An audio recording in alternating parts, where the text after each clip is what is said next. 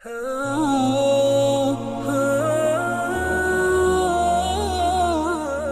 نے فرمایا کہ بعض پرفیوم ایسی ہوتی ہیں جن میں الکوہل ہوتا ہے، بعض نان الکوہل ہوتی ہیں، تو ان کو لگا کر نماز پڑھنے کی کیا شرعی حیثیت ہے؟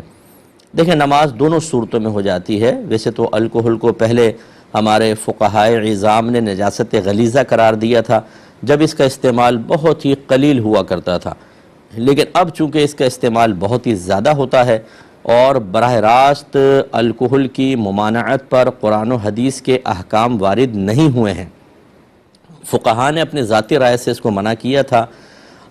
شراب پر قیاس کرتے ہوئے، تو پینا تو خیر اب بھی الکوہل کا منع ہی ہوگا، لیکن اگر خارجی کوئی استعمال ہے، جیسے دوائیوں کے اندر بکثرت الکوہل استعمال ہوتی ہے، خارجی استعمال کے اعتبار سے بھی، یہ تو خیر پینے کے اعتبار سے بھی ہے، کف سیرپس کے اندر ہوتی ہے، لیکن علاج معالجے کے اعتبار سے ہے تو اس کی گنجائش نکلے گی۔ ویسے کوئی الکوہل پیے نشے کے لیے تو حرام ہوگا، اور اسی طرح خارجی استعمال وغیرہ، اور اس طرح یہ اسپرٹ جو ہوتی تھی اس کو نجاست غلیظہ قرار دیا، لیکن اب یہ پالش وغیرہ میں استعمال ہوتی ہے، اور مسجد کے جو دروازے کھڑکیاں ہوتی ہیں ان پہ بعض اوقات یہ استعمال ہو رہی ہوتی ہے، تو اتنا بکثرت استعمال ہونے کی بنا پر فقہاء نے اپنے رائے کو واپس لیا، اور اب اس کے لیے حکم جواز ہے۔ لہذا اگر کوئی پرفیوم لگاتا ہے اور نماز پڑھے ٹھیک ہے، اسی طرح اسپرٹ وغیرہ کا استعمال کرتا ہے گھر میں پالش وغیرہ کے اندر، تو اگر صوفے پہ پالش ہے اس پہ گیلا ہاتھ پڑ گیا تو یہ ناپاک نہیں کہلائے گا۔ اس کو عموم بلوہ کہتے ہیں کہ کوئی محظور شرعی یعنی شرعی لحاظ سے ممنوع چیز بہت زیادہ عوام و خواص کے اندر عام ہو جائے اور اس پہ براہ راست کوئی حکم شرع بھی وارد نہ ہوا ہو تو پھر اس میں گنجائش نکل آتی ہے، اس لیے اس کی اجازت دی گئی۔ یہ ایک بہن نے پوچھا تھا کہ کیا عورت پر یہ لازم ہے کہ وضو کے دوران سر ڈھانپ کر رکھے؟ بہن، کوئی لازم نہیں ہے، بالکل لازم نہیں ہے۔ آپ دیکھیں، جب بہنیں ہماری غسل فرماتی ہیں تو شرعی مسئلہ یہ ہے کہ جب آدمی غسل کرے تو سنت طریقہ یہ ہوتا ہے کہ پہلے وضو کرے گا، پھر اس کے بعد پورا غسل مکمل کرتا ہے۔ اب سوال یہ پیدا ہوتا ہے کہ اس وقت تو جسم پورا کھلا ہوتا ہے، سر ڈھکنا دور کی بات، وضو کیسے ہو رہا ہے؟ حالانکہ یہ نبی کریم صلی اللہ علیہ وسلم کی سنت کریمہ بیان کی جاتی ہے، وضو کا طریقہ آپ دیکھ لیجئے۔ تو جب پورا بدن ڈھکا نہ ہو تو وضو ہو جاتا ہے، تو سر ڈھک کر وضو کرنے کی کس نے شرط قرار دی ہے؟ تو یہ خواہ کی شرطیں نہ بنائی جائیں، بالکل ہماری بہنیں اپنے دوپٹہ سائیڈ میں رکھ کر آرام سے وضو کریں، اس میں کوئی حرج نہیں ہے۔ ہاں، اگر کسی نامحرم کے نظر پڑنے کا اندیشہ ہو، جس سے جوائنٹ فیملی سسٹم ہوتی ہے، اس میں تھوڑی احتیاط کرنے کا الگ بات ہے، لیکن بہرحال اس کا وضو ہونے نہ ہونے سے کوئی تعلق نہیں ہے، یا مطلب فرض یا واجب یا سنت اس طرح معاملات نہیں ہیں۔ آپ آرام سے دوپٹہ سائیڈ میں رکھیں اور وضو کیجئے۔ یہ کہتے ہیں کہ ایک 10-11 سالہ بچہ اگر نماز پڑھ رہا ہے تو بعض لوگ آ کے اس کو ہٹا کے سائیڈ میں کر دیتے ہیں اور خود نماز پڑھنا شروع کر دیتے ہیں، کیا حکم شرع ہوگا؟ کیا بچے کی نماز رہے گی یا ٹوٹ جائے گی؟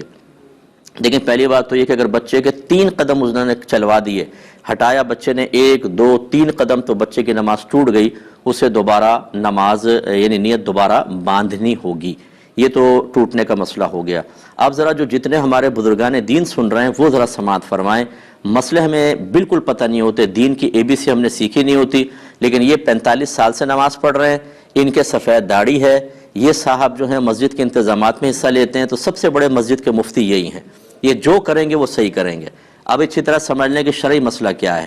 یہ یاد رکھیں کہ جو نیت کا اہل ہو، جس کو شریعت نے جس کی نیت کو ویلڈ مانا ہے، وہ مسلمانوں میں 7 سال کا بچہ ہوتا ہے، یعنی جب وہ 8ویں سال میں لگ جائے تو وہ باقاعدہ نیت کا اہل کہلاتا ہے۔ اس سے چھوٹا بچہ جو ہوتا ہے اگر نماز کی نیت باندھ بھی لے تو اس کی نماز نہیں کہلاتی، کیونکہ وہ نیت کا اہل نہیں ہے۔ ہاں، اگر سمجھدار بچہ ہے 6-6.5 سال کا مثلا اور بڑا بھی لگتا ہے تو ٹھیک ہے، اس کا بھی اعتبار کرنا چاہیے، لیکن عمومی طور پہ نیت کا اہل 7 سال کا بچہ ہوتا ہے، اسی لیے اس کو سمجھدار بچہ کہتے ہیں۔ یہ اعلیٰ حضرت امام اہل سنت دیگر اکابرین نے فرمایا کہ اگر تو بچے جماعت کے ہونے سے پہلے ہی 2-4 جمع ہیں تو ترتیب یہ ہوگی کہ پہلے بڑے ہوں گے پھر بچے پیچھے کھڑے ہوں گے، لیکن اگر ایسا نہیں ہے، 7 سال سے بڑی عمر کا بچہ اور وہ صف کے بیچ میں کھڑا ہو گیا، کہیں پر بھی کھڑا ہو گیا، تو چونکہ وہ نیت کا اہل ہے، اور جو نیت کا اہل ہوتا ہے وہ جماعت میں مکمل طور پر شامل ہونے کی صلاحیت رکھتا ہے، اور اس سے قطع صف نہیں ہوگی۔ قطع صف اس سے ہوتی ہے، صف کٹتی اس سے ہے جو نیت کا اہل نہیں ہوتا۔ تو اتنا چھوٹا بچہ اگر شامل ہوتا تو اس کو پیچھے کر سکتے تھے، لیکن جو 7 سال کا بچہ ہے وہ تو نیت کا اہل ہے، جہاں چاہے کھڑا ہو جائے۔ اب یہ صاحب آ کے اس کو پیچھے کرنا شروع کر دیتے ہیں، کیوں کر رہے ہیں آپ یہ بتائیے؟ کہاں سے آپ نے شرعی مسئلہ سنا؟ کہ 7 سال کا بچہ کو بھی آپ پیچھے کریں گے، اور بعض تو اس سے بڑھ کر ایک نادانی کو ثبوت دیتے ہیں، بچوں کہتے ہیں بیٹا صف کے کونے میں چلے جاؤ۔ کیوں چلے جائیں؟ اگر وہ صف پہ کھڑے ہونے کے قابل نہیں ہے تو کونے میں بھی صف ہے، وہاں کیوں بھیج رہے ہیں آپ؟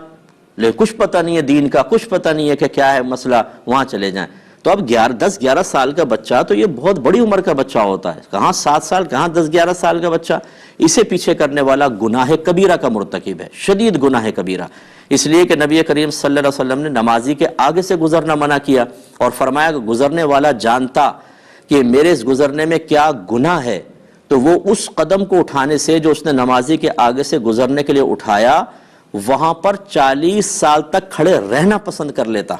یہ گناہ نہ کرتا۔ جہاں قدم اٹھانا، سامنے سے نکلنا گناہ ہو، وہاں آپ یہ کندھے سے پکڑا، آپ نے یہ دھکیل دیا اس کو پیچھے اور خود آ کے کھڑے ہو گئے، یہ اتنا بڑا حرام اور گناہ کبیرہ جو آپ کر رہے ہیں، اس کے کوئی آخرت میں وبال نہیں ہے۔ لیکن چونکہ آپ کی داڑھی ہے، چونکہ آپ 45 سال سے نمازیں پڑھ رہے ہیں، کیونکہ آپ کے بال سفید ہو گئے ہیں، اس لیے جو چاہے کریں۔ تو اس لیے جو ہمارے ایسے بزرگ سن رہے ہیں، کوئی میرا خدا نہ خواستہ کسی کی تحقیر کرنا مقصود نہیں ہے، لیکن جو جہالت کا مظاہرہ کرے گا اس کو عزت دینے کا بھی شریعت نے حکم نہیں دیا ہے۔ ایسے لوگوں کو خدا کا خوف کرنا چاہیے، اور بچے ویسے ہی ہمارے مسجدوں میں نہیں آتے، یہ اس قسم کے لوگ جو ڈانٹ ڈپٹ کے ادھر جاؤ، کونے میں جاؤ، کیوں بیچ میں کھڑے ہوئے، پیچھے دھکا دے رہے ہیں، بچے مایوس ہو کے چلے جاتے ہیں۔ اس سے بہتر ہے کہ آپ مسجد میں نہ آئیں، کیونکہ آپ کو پتہ ہی نہیں کہ کیا کرنا ہے کیا نہیں کرنا، آپ الٹا گناہ گار ہوں گے۔ آخری وقت اپنا وہاں پہ اپنے گھر پہ اللہ اللہ کریں، یہ زیادہ بہتر ہے آپ کے لیے، چہ جائے کہ آپ بغیر علم کے مسجد میں آ کے فتنہ فساد کریں۔ بعض اوقات بچے اتنا شور نہیں کرتے جتنے اس قسم کے لوگ شور مچاتے ہیں، اتنا شور ہوتا ہے، چیخ چیخ کے بچوں کو کہہ رہے ہوتے ہیں۔ بھائی اگر وہ بچے شور مچا رہے ہیں مسجد میں، غلط کر رہے ہیں، لیکن آپ جو ڈبل شور مچا رہے ہیں وہ تو خلاصہ کلام یہ ہے کہ برا نہ مانیں، ہمارے الفاظ بعض اوقات آپ کو سخت محسوس ہوں گے، لیکن اگر نبی کریم صلی اللہ علیہ وسلم ایسی چیز ملاحظہ فرماتے تو آپ اسی طرح جلال میں تشریف لاتے ہیں۔ اصل میں ہم نے تو پڑھی نہیں حدیثیں، سرکار کی رحمت کے واقعات تو پڑھے ہیں، ذرا جلال کی بھی پڑھ لیں کہ نافرمانی رب پہ سرکار صلی اللہ علیہ وسلم کس طرح جلال میں تشریف لاتے تھے۔ یہ اس وجہ سے ہماری مسجدوں کا بیڑا غرق ہو چکا ہے۔ جو لوگ صاحب علم نہیں ہیں وہ ایسے بھی آپ کو ملیں گے کہ اگر کوئی عالم سمجھانے لگے گا وہ اس کے خلاف ہو جائیں گے، نہیں ہم جو کر رہے ہیں وہ صحیح کر رہے ہیں، آپ غلط کہہ رہے ہیں۔ صرف اپنی ایگو، انا، صرف اپنا وہ پن، بڑا پن، اور یہ سوچنا کہ اگر میں ان کی مان لوں گا تو پوری مسجد کہے گی آپ کو تو پتہ نہیں تھا، اس آپ نے آپ کو جھوٹی عزت کے دائرے میں لانے کے لیے اور جھوٹی حقیقی ذلت سے بچانے کے لیے اس طرح کے معاملات، تو بہرحال ایسے بچوں کو بالکل نہ روکا جائے۔